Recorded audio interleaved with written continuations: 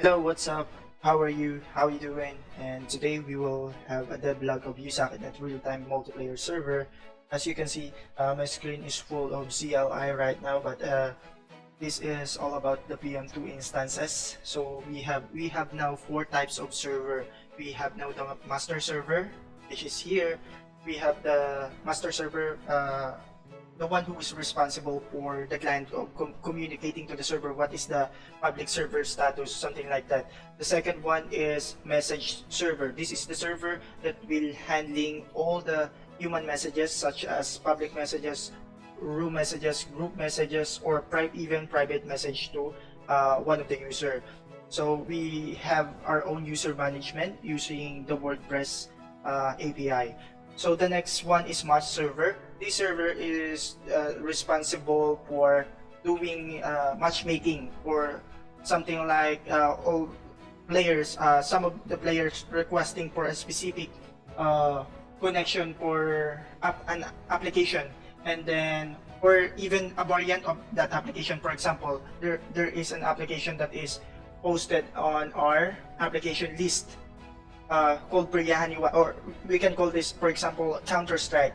They can have deathmatch, they can have 1v1 or 2v2, something like that. That is what we call variant. In one game, in a game, it can have a multiple channel for different types of games, in-game mechanics. So the next one is we are done with master, we are done with message, we are done with match.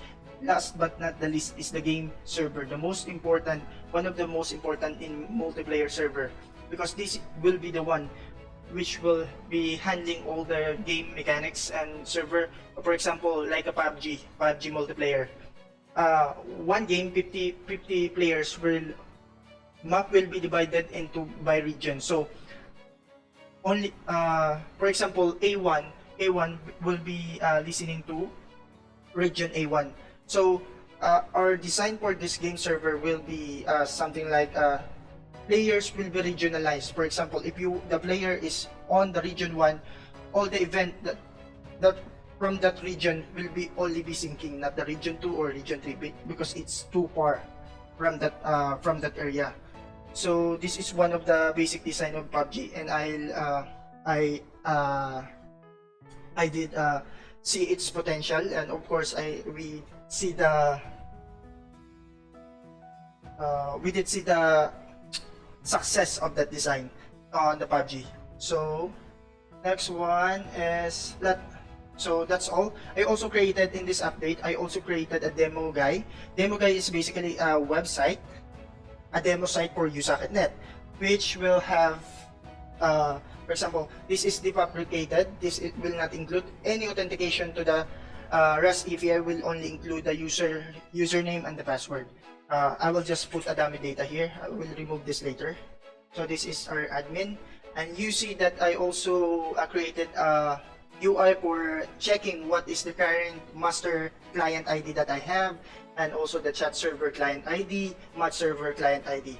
So as you can see here, even though this is just one user, we can connect a multiple type of server. For example, we are in game, and also we want to chat, we want the player to chat each other, so we will connect the game server and the chat server, and of course it will also connect the match server, because it will be the one who will fetch and broadcast match info or match information, detailed information, and master will be providing only the ping, some of the basic server status. So the next one, this is just a demo UI for determining what is the username of this user that I am currently logged in, what is the email. Basically, it checks all our REST API implementation if it works. So as you can see here, we have console.log just for the development purposes, that because this is just a demo site, right? And I would like to know if this is we are connected or disconnected or not, or reconnected, so it will log here. So the next one is, it has a demo chat sample. So as you can see, we can message here, hello. And also, if we duplicate this is one of the I think proud features that I implemented 1 week ago. So as you can see, I don't have a saving point for messages currently, But as you can see, if I try to message, because this is just a cookie, he knows, or the server knows that this connection is same as this connection. So same username, same user ID. So I can basically, on the client side, I can know if this message is mine or not. So that, for example, here, in displaying the message, I have two options. I should check if the message is mine. If the message is mine, so the message will be shown here in the right corner.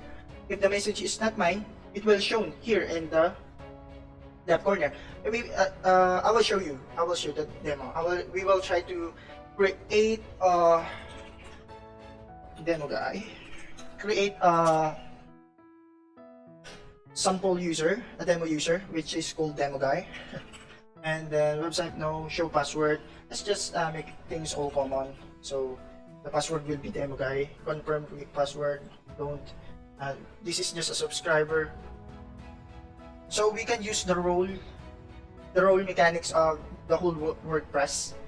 So we can easily say that if this user don't have any rights to connect to the server, we can block it. We can prevent the user to connecting to our server. So basically, we can implement a banning user through our server here. So we can add here on online user, clicking the username. So this is a cheater. We should ban that. We will have that features in the near future. So we have a demo guy, and let's try to connect another using incognito. And so let's try. So this is demo guy. Let's just place a placeholder. So we are now connected to the server. So if I message, because this is a different type of WordPress ID or a different type of WordPress username, if I check on hello world, and the client knows that it's not my message and it's a different username and it's a type of public message. And again, I also would like to share that these messages, human messages, or types of messages and a message server will be public. Let's try to check the documentation. Type of messages is server-wide. It means, for example, we have a cluster of USocketNet server within a region here in Asia. So we can send message to server-wide, all of the cluster within this region. Number two, we can send message app-wide. So for example, we have an application here. This is only all the users that is connected using this application ID, using this copy key, or this will provide application ID. All the user that is connected using this application ID will receive that message. Third one will be variant wide. This variant one, or for example, we call this as Counter-Strike, and we have a variant game of it as deathmatch. All of the variant game of Counter-Strike, which is variant name called deathmatch, will receive that message, but not all user that is connected to Periano 1, only a variant of that match. The fourth one will be match wide. For example, we created a PUBG like game, and 50 players was connected to our server. We can send a match wide message, which means that basically means that all of the user that is connected within that match will receive the message. Number 5 is group wide. For example, we have a custom. We can programmatically say that programmatically write that this username created a group message or group channel called sample channel, and all of the user that is connected to that sample channel will receive that message. Not all the players, but only the players that is subscribed to that channel. So the last but not the least, the most important one is private message. You can privately message a user from its username, so or even from its user ID, to be accurate. So that is the type of messages that you can have. So moving on, as you can see, I also have enabled chatbot. What it does is it will automatically send. per second. So as you can see, it is sending here and it is receiving there. So it is doing a random string and sending a random string to other player, or to even a copy of its instance. Sorry. So it will receive here. Are we connected? Yeah, we are now connected. So we enable this, we receive it as our own. We can also add messages here. So there are two types of messages here. So maybe in the near future we can add what type of devices, or what is the ID of that user connection. So anyways, we can close that one. So, and moving on to our primary topic is demoing or having a demo of our USocketNet server. As you can see, I have lots of issues and problems in dealing with this hosting of USocketNet. We are having trouble with NGINX as our load balancing, as it gives us an error of worker connection are not enough. So based on my research, that we can add more worker connection. So I did edit the worker connection config on the NGINX.config to be 4096. The default is 798, so I did that. And this one, I also have problem. This is only on the REST API side. So the next one is the PHP. So currently, I am using a virtual machine, and it hosted the NGINX, MySQL, and to provide a WordPress API. And also, it is using a page. Currently, on recording this video, I use PHP 7.4-FVM, and it gives me, when I connect 1,000 player in just a second, it gives me an error. Seems busy, you may need to increase the start server. Maybe this is a resources problem. Maybe I need to upgrade the CPU or something like that, because in cloud we can have more CPU and more RAM in hosting this one. So the next, this is again, and this one is top on a virtual machine. It is basically a task manager, something like that, that you can view any processes, how much CPU it is using and how much memory. Later on, you will check here that PHP is having too much usage on CPU and memory, and we can see here that we have at least 10 child processes. And this is just a PM2, which is creating USocketNet instance. So last but not the least, so we will load test this in real time. So my CPU, I'm worrying about my CPU, because when I'm testing, because I don't have another computer right now in access. So when I trying to, I don't know about the artillery package, the NPM artillery. So this one, it's use too much CPU and RAM, because this is my benchmark. So we are targeting the local host, only we are contacting the chat server. So this server one is a multiple package. It includes game, master, match, and message. This one is a single instance of message, match, master, and game. And this is just a demo site, the first one. So what we do here is connect at Socket.io, a transport protocol of WebSocket or pooling, and we send a query, which is we don't need this because we updated that.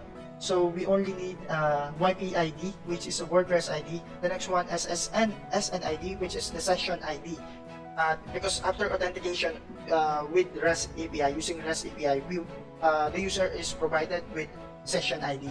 That session ID will be used and YP ID to authenticate, instead of storing username and password of the user, because this one can expire within a day. So the user needs to request for a new session ID, or simply saying that the user needs to re-authenticate. So this one pays. What this does is that this script will be run for 10 seconds and instantiate a socket instance of 1,000 clients per second. So 1,000 clients per second times 10 for 10 seconds is 10,000. So in just 10 seconds, the server will accept 10,000 client connection only on chat server. So here is the socket connection flow. So we are using the socket engine. The flow is during connection, we will try to omit connect event. This will be sent to the server, and the server will log that. This is just a test omit. So, and in a loop function, this is just like a for loop. It will loop for 5 seconds, up 5 times, and every loop will take 1 second in the channel of public type, and the message is here.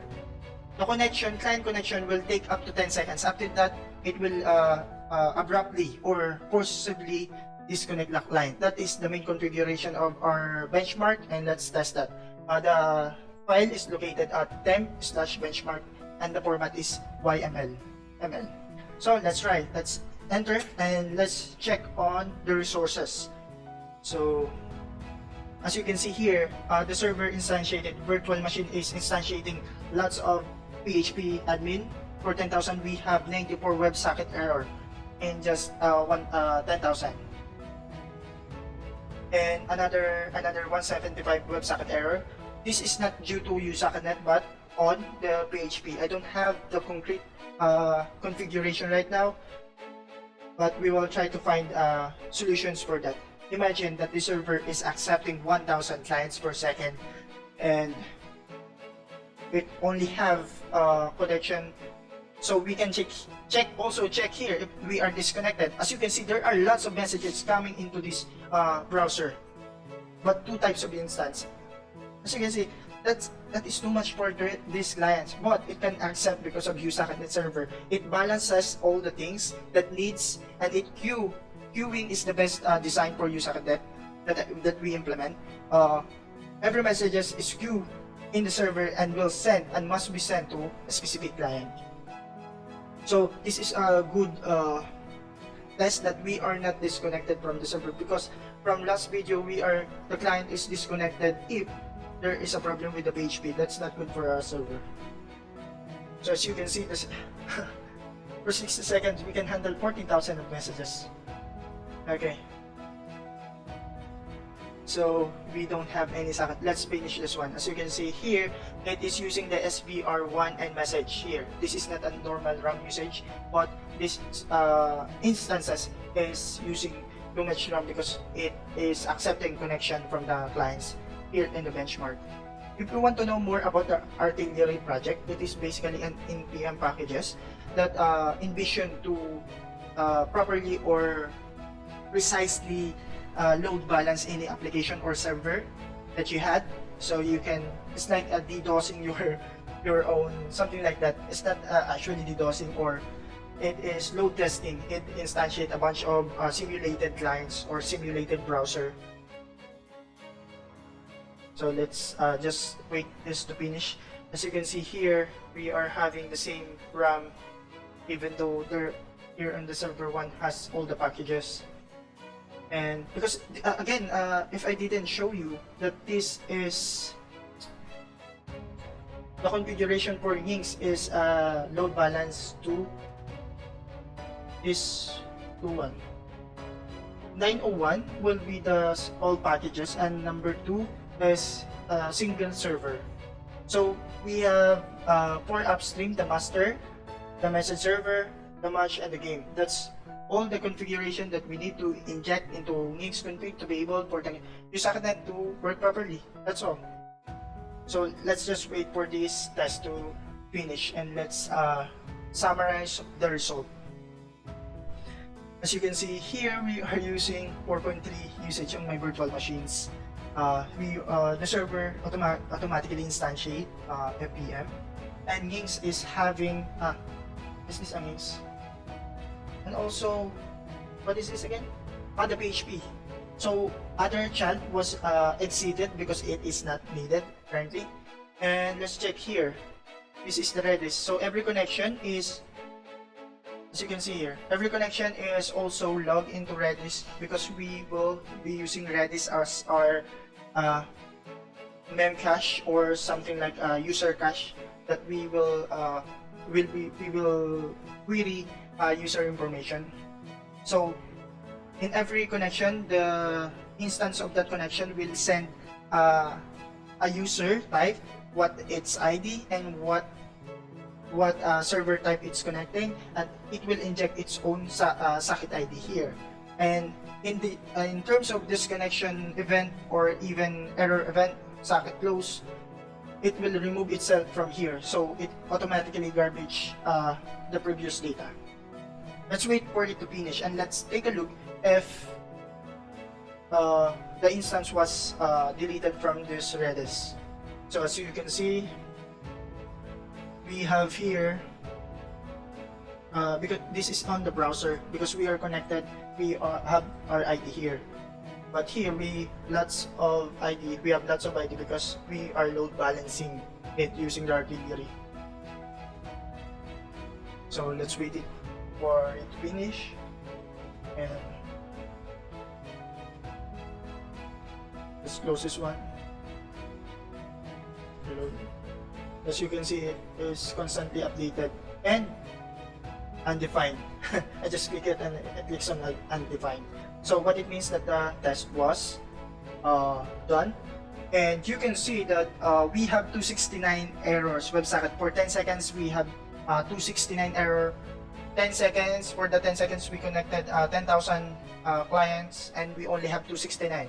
To get that percentage, remember that this is not a USocketNet problem. This is my knowledge, lack of knowledge, and configuring PHP and NGINX to work synchronously that will support each other.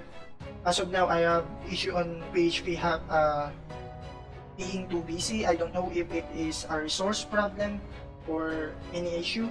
So let's try to get the percentage. We have a 269 error divided by 10,000 user times 100. So we only have 2.69% error because of malconfiguration or incorrect configuration of PHP and NGINX. But in the near future, hopefully there will be someone out there who will willingly help me to fix this problem in PHP and on NGINX. So that's it, guys. Thank you for watching, and please like the video if you like it, and please follow this devlog of USocketNet. It is a real-time multiplayer server for your multiplayer game or even your chat application. And please stay tuned. We also have a website for this project called USocketNet.bytescrafter.net. You can visit this website and ask for any updates or check for our blogs, contact us, and our documentation. We will be providing a complete documentation in the first release of USocketNet. And so that's it, guys. Thank you for watching. And again, please like the video and please comment if you have any suggestion or questions. Would be willing to answer that. And thank you guys for watching. See you guys next time.